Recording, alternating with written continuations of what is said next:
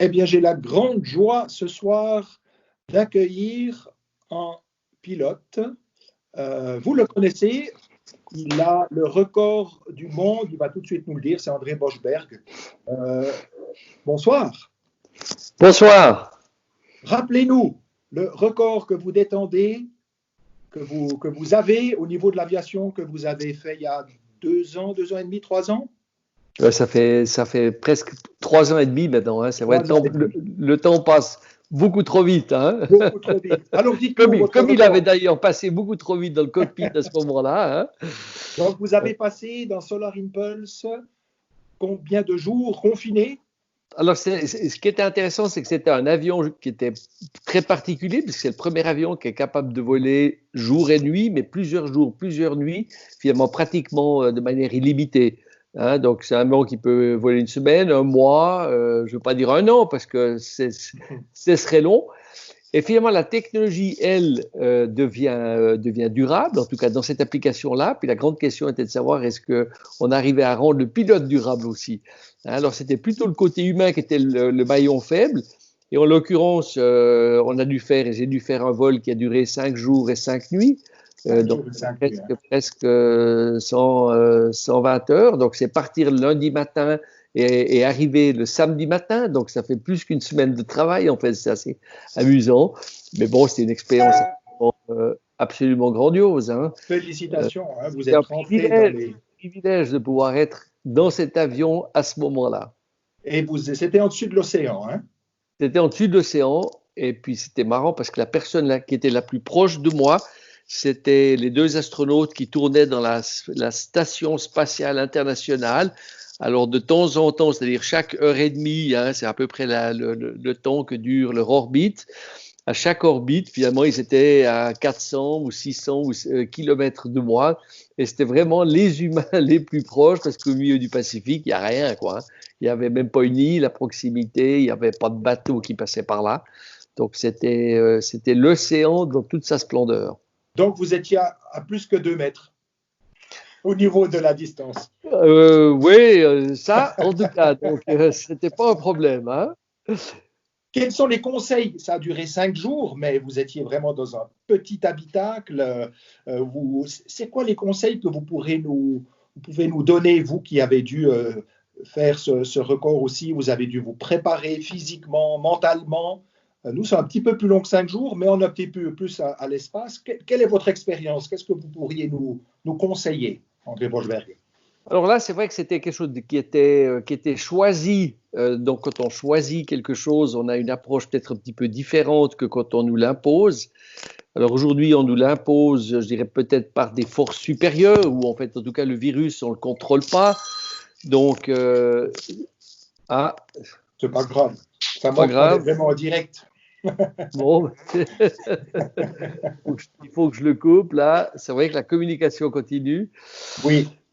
Donc c'est vrai qu'on est dans une situation un tout petit peu différente de celle que moi j'avais choisi de vivre. Mais ce qui était intéressant, c'était surtout en fait de ne pas regarder le but, de ne pas penser finalement au moment de l'atterrissage, mais de prendre chaque moment comme ça venait. Hein, donc d'être beaucoup plus dans le moment présent. Et puis finalement, ce qui est extraordinaire dans la situation aujourd'hui, c'est que ça permet de le faire finalement, parce qu'on n'est pas appelé à voyager. On est moins, en tout cas moi, je suis moins dérangé par beaucoup de choses extérieures. Alors j'ai été dérangé par le téléphone maintenant, hein, donc c'est pas à 100%. C'est beau. Mais c'est vrai que je trouve qu'on vit une expérience qui est très enrichissante parce que justement, elle nous permet d'être plus simplement avec nous-mêmes, avec notre proche entourage, dans le moment présent. Alors avec beaucoup de nouvelles, alors c'est ça qu'il faut arriver à gérer, ces nouvelles négatives qui nous viennent, je dirais, à chaque seconde hein, par les réseaux sociaux. Donc c'est à nous de peut-être mettre ça un petit peu de côté. Mais je trouve l'expérience, oui, de ce côté-là très positive, quoi. Donc, vivre le moment présent, c'est ce que vous avez envie de nous dire là, de Oui, votre expérience. Oui. et surtout pas de se dire, ah bah tiens, le confinement va se terminer à la mi-avril, à fin avril, etc. Donc se fixer ça comme objectif en comptant les jours, en disant j'ai plus que 2 jours, après j'espère que je peux de nouveau aller au restaurant, etc. Non, au contraire, finalement, de se Vivre le dire, moment tiens, présent. c'est une expérience, essayons de la vivre le plus pleinement possible. Et puis pourvu que ça dure finalement presque plus longtemps, je ne dirais pas par rapport à ce que ça a comme conséquence, bien évidemment, en termes de non-possibilité de travailler. Donc ça a beaucoup d'impact économique qu'il faudra arriver à gérer. Mais j'ai vraiment au niveau de l'expérience personnelle. D'accord. Donc moi, je pars du principe qu'on est confiné pendant Présent. longtemps Voilà. et on verra. On verra. Je sais que votre épouse a beaucoup compté pour vous aussi dans cette aventure. Elle vous contactait, elle vous téléphonait, elle avait un canal spécial. Alors, je dirais épouse, famille, famille Oui, proche, bien évidemment, les enfants. les enfants. C'est sûr, je pense qu'on fait des projets comme ça si on a le soutien de son partenaire. Et je pense que pour elle, c'était beaucoup plus difficile que pour moi. Finalement, moi, je sais ce que je fais, je sais ce qui se passe, je sais les risques ou la manière dont on essaye justement de les réduire. Puis je pense que le conjoint, lui, voit ça de loin, n'apprécie peut-être pas toutes ces choses-là et tous les événements qui arrivent, en fait, lui tombent dessus. Donc, j'ai beaucoup, beaucoup, beaucoup apprécié vraiment le support constant que j'ai reçu, simplement déjà par le fait de participer, Oui, en fait, de s'effacer par rapport à je pense que mon épouse s'est effacée par rapport à ses propres priorités, m'a laissé mettre les miennes. Et c'est vrai que c'est un partenariat extraordinaire. Donc, je lui en étais et je lui en suis toujours très reconnaissant. reconnaissant. Oui. Vous avez parlé des risques. Il y a des personnes qui prennent justement des risques aussi. On parle des médecins, de ceux. Pour vous, c'était quoi quand vous avez, avec Solar Impulse, fait 5 jours et 5 nuits avec ce vol perpétuel, l'avion solaire? C'était quoi les risques que vous avez pris et que vous avez acceptés qui pouvaient se produire? D'une certaine manière, c'est de se préparer au pire et de voir quelles sont les mesures que l'on peut prendre pour réduire finalement ce risque-là, de s'entraîner si c'est nécessaire, et c'est ce qu'on a fait avec Bertrand. Et puis pour nous, le risque le plus important était que l'avion se désintègre de nuit et que ça nécessite de quitter l'avion très rapidement, d'utiliser un parachute, ensuite un canot de sauvetage, amérir de nuit dans des conditions qu'on n'a pas préparées. C'est vrai que c'est quelque chose qui était très difficile, mais par contre qu'on a entraîné. Et quand on l'entraîne, finalement, on se rend compte que c'est quelque chose qu'on va pouvoir maîtriser, que l'on va pouvoir faire si c'est nécessaire. Donc, ça permet de mettre un petit peu cette anxiété de côté. Voilà. Donc, cette préparation, je dirais, mentale, ou cette part de la préparation mentale est importante. L'autre partie qui était intéressante, c'est de se dire, quoi qu'on fasse, c'est vrai qu'on essaie d'avoir un plan, on essaie d'avoir une stratégie, de se préparer pour différentes choses, toutes les problèmes techniques qu'on peut avoir. Mais ce qui est important de comprendre, c'est que finalement, et on le voit aujourd'hui aussi, c'est que les choses se déroulent pas comme on les a prévues. Oui. Finalement, Ouais. ce virus, alors peut-être certains en ont parlé, mais on ne savait pas s'il allait nous tomber dessus, lequel ça allait être, de quelle manière ça allait se passer. Et c'est vrai que la vie est faite de choses non préparées. Et la meilleure préparation finalement pour ce vol de 5 jours, 5 nuits, c'était de comprendre que les choses allaient se passer différemment. Et puis non seulement d'accepter l'imprévu, mais finalement presque lui souhaiter la bienvenue, pour lui dire, tiens, ça ne se passe pas comme j'avais prévu, c'est intéressant, voyons comment est-ce qu'on va gérer ça en fait. Merci, c'est Euh, précieux, ouais. Ouais. et ça, c'est D'accepter. finalement, oui, ça, c'est finalement quelque chose que l'on peut aussi faire dans sa vie, dans sa propre vie, dans ce qui nous Oui, arrive, tout dans à ce qui fait. nous arrive finalement en ce moment. Et je Oui, pense que c'est intéressant de réfléchir maintenant de quelle manière on va pouvoir utiliser l'expérience que l'on fait, les changements que ça apporte, pour peut-être modifier peut-être un petit peu le cours de notre vie, de notre développement, de la manière dont on gère nos activités. Et je pense qu'on a besoin de le faire, oui, manifestement. oui, oui. Vous étiez pilote de F-18? F5. Moi, je suis d'une F5. génération qui est plus Vous êtes celle qui a pas volé, peut-être celle qui a rendu volé place le alors. Vous avez 18 là. volé un 18 Ça, multiplace. voilà, ouais, ça j'ai Voilà. fait, voilà, exactement. Et J'ai maintenant, fait- vous êtes aussi inventeur puisque vous développez à Sion. C'est le H, c'est juste H40, H55. H55. Et pourquoi H55. H55? Alors, je préférais le mot entrepreneur parce que finalement, c'est plutôt mon rôle dans cette entreprise, hein. Et H55 vient en fait de Hangar 55 et au départ, le projet a démarré dans un hangar. En fait, le projet avait même démarré par deux valaisans du Haut-Valais.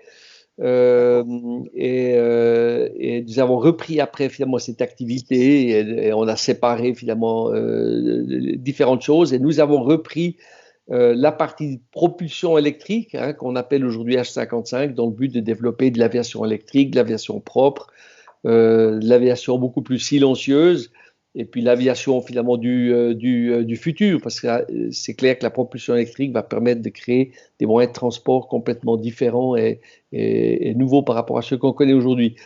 Alors, c'est vrai que je préfère finalement ce mot d'entrepreneur. Et puis, puisque finalement l'inventeur chez nous, c'est mon partenaire, Sébastien Demont, qui lui est valaisan, et qui explique aussi pourquoi, en partie, finalement, on est en Valais. Passion. Oui, l'autre explication, c'est qu'on a un très bon accueil, on a une très belle infrastructure. À Sion, on a un grand support de l'État valaisan. Je pense qu'on a beaucoup de facilité pour utiliser l'aérodrome de Sion, ce qui est important pour nous pour faire des vols d'essai. Vous Donc, avez des apéros avec le blanc aussi. on a des clics. Ouais, on n'avait pas besoin de ça, mais c'est sûr que ça gâche rien, hein. Donc, c'est finalement un projet qui est né dans un garage, aussi dans un Oui, confinement, dans ou un un projet, hangar. Bon, comme certains dans un un garage. garage. Voilà, celui-là, c'est un hangar. Voilà. Et puis, voilà, je pense que les bonnes idées se créent dans des endroits finalement où on fait des choses très pratiques, hein. Et en testant, en essayant, finalement, on se rend compte que ça marche bien. Alors, c'est vrai que H55, c'est aussi un spin-off de Solar Impulse, hein. Oui, C'est la continuation de ce qu'on a fait pendant 15 ans chez Solar, puisque Solar Impulse est un avion solaire. Ben, avant qu'il soit solaire, finalement, il est électrique. tout à fait. Et au lieu de simplement charger les batteries sur le secteur comme on le fait avec une voiture, eh ben, on les chargeait en l'air Avec directement avec le soleil le soleil. qui nous irradiait. Avec cette période, vous pouvez continuer à développer H55, Hangar 55 dans votre travail de tous les jours. Vous arrivez encore à le développer pour voilà, la propulsion, l'aviation propre. On pense que les avions ne volent plus, hein, Suisse, pardon, à Genève et tout. Donc, vous continuez votre projet. Alors, c'est intéressant comme question, effectivement. Alors, nous, on continue parce qu'on est vraiment dans une phase de développement, donc devoir travailler à la maison avec les ordinateurs, c'est tout à fait possible. Alors, certaines choses se font au laboratoire, mais on s'arrange pour qu'il y ait une ou deux personnes présentes ensemble, donc pour éviter tous les conflits de promiscuité. Donc, on est dans une phase finalement où cette crise ne touche pas beaucoup. Mais ce qui est intéressant de se poser comme question, c'est de savoir finalement si cette crise va impacter la manière dont on va se déplacer dans le futur. Bien sûr. Je pense qu'à court terme, c'est évident, hein, on ne va pas rouvrir les frontières immédiatement. Ça va être difficile d'harmoniser la situation des pays les uns par rapport aux autres. Certains seront encore dans une phase de croissance de la pandémie, d'autres l'auront peut-être maîtrisé. Donc, c'est vrai que je ne pense pas qu'on aura la possibilité d'ouvrir les frontières très rapidement. Donc, le transport aérien risque de souffrir longtemps. Mais il arrivera un moment où on tournera la page avec ce virus-là. Est-ce que c'est l'année prochaine? Est-ce que ça sera l'année d'après? On trouvera des vaccins. Donc, je pense que hein, on saura vivre avec ça et on va de nouveau continuer à se déplacer. Et ces déplacements, il faudra les faire de manière plus propre. Et la propulsion électrique est certainement un des bons chemins pour y arriver. Eh bien, c'est tout ce qu'on vous souhaite, André Boschbert. Merci d'avoir été avec nous. Une dernière chose, qu'est-ce qu'on peut vous souhaiter de meilleur pour vous et qu'est-ce que, à votre tour, vous souhaiteriez nous souhaiter? Alors, je crois qu'on peut souhaiter à tous directement qu'on trouve ensemble le chemin de sortie de ce virus. Hein, ce qui est intéressant, c'est que ça touche tout le monde de la même manière. Hein. C'est pas, je dirais, les pauvres par rapport aux riches, le nord par rapport au sud. Et au contraire, on voit finalement que les pays européens, pour l'instant, c'est vraiment des pays qui sont très impactés. Et donc, la sortie, on peut la faire que ensemble. Donc, d'une certaine manière, c'est aussi beaucoup de solidarité qui est nécessaire. Donc, moi, je pense que ce qu'on peut souhaiter, c'est justement d'avoir cette capacité de trouver ensemble la solution pour mettre ce risque de côté. Et je pense qu'on arrivera. Et on verra des différences entre pays. Hein. Je pense que des pays seront plus à même, de par leur propre culture, d'avoir peut-être cette discipline ou cette capacité justement de faire ces choses ensemble. Moi, je pense qu'en Suisse, c'est peut-être une de nos caractéristiques. Donc, je suis assez optimiste qu'on arrive tous ensemble à trouver le bon chemin, la solution. Merci beaucoup. En fait, j'ai eu la chance de vous connaître parce que je connais Raymond Clerc, qui est à Espace Passion, et il a collaboré avec vous. Il était chef directeur de mission, c'est lui qui s'occupait un peu des plans de vol, sauf erreur. Oh, plus que les plans de vol, c'est lui qui a repris. Moi, je lui ai proposé 10 ans avant qu'on fasse, en tout cas 10 ans avant qu'on fasse le Tour du Monde, j'ai proposé de reprendre la direction de l'équipe mission. Et l'équipe mission, c'est tout l'ensemble des ingénieurs, des contrôleurs aériens, des météorologues qui préparaient la route, finalement faisaient l'étude de chaque étape pour déterminer si on était prêt, si c'était possible en fait de partir. Vu les conditions que l'on avait à ce moment-là. Donc finalement, c'est une équipe critique pour le succès de la mission. Et sans ça, le pilote n'était rien. Hein. Donc on parle du pilote, mais derrière le pilote, il y avait une équipe de 25-30 personnes qui était extraordinaire. Et c'est Raymond qui a mis sur pied cette équipe à gérer. Voilà. Moi, j'avais proposé à l'époque de faire ça parce qu'on se connaissait depuis l'armée, depuis l'escadrille. Et j'avais toujours énormément apprécié vraiment sa manière de voir le monde, de réfléchir. J'ai une confiance totale en lui et je pense que c'était réciproque. Et je pense qu'on était capable de se comprendre avec seulement 2 mots et on savait ce que l'autre pensait, ce qui était très important, hein, que dans des moments où on est séparés par des dizaines de milliers de kilomètres et où la situation peut être parfois un petit peu plus tendue qu'elle l'est normalement. Donc, ça a été magnifique. Ça a été une magnifique collaboration avec. Magnifique, oui. On le salue. Peut-être qu'on va vous regarder. Effectivement, je l'ai connu parce que et aussi Claude Nicolier, voilà, qui était aussi qui a participé à l'élaboration de votre avion. Alors, merci beaucoup. Tout le monde en Valais. Santé. Mais, pareillement, à très bientôt. C'est un plaisir de partager. Hein. Au revoir, André Boschberg. Merci de tout cœur. À bientôt. Au revoir.